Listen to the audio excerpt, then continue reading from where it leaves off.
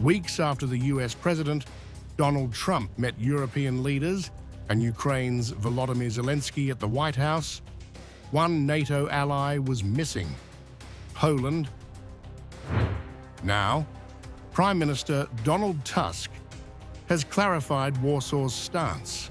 Speaking alongside Canadian Prime Minister Mark Carney in Warsaw, Tusk confirmed Poland will not send troops to Ukraine, even in a post-war peacekeeping mission. I confirmed that Poland admittedly does not intend to send soldiers on a mission to Ukraine after the war, but it will be Poland that will be responsible for the logistical organization of aid to Ukraine, as well as for the protection of the European-Russian, European-Belarusian border. Instead, Poland has positioned itself as NATO's logistical hub, set to spend nearly 5% of GDP on defense, the highest in the alliance. But Warsaw's refusal echoes a broader European split. Germany, a longtime backer of Kyiv, has also ruled out troop deployments.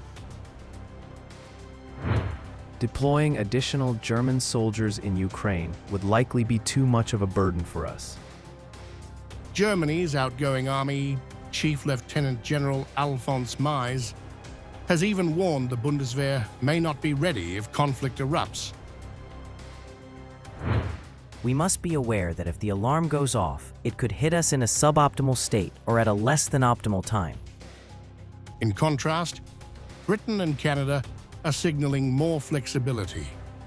London says it is ready to put boots on the ground if a ceasefire is reached.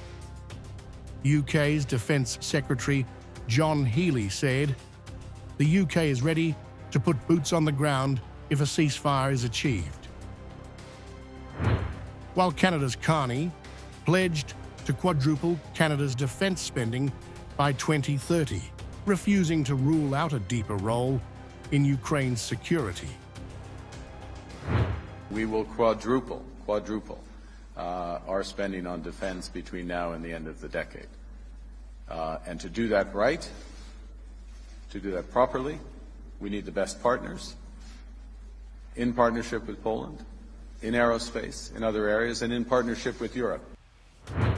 These divisions come as Trump buries Ukraine's NATO membership bid, offering only security guarantees, while preparing for a second meeting with Vladimir Putin after their Alaska summit and a possible trilateral meet with Putin and Zelensky.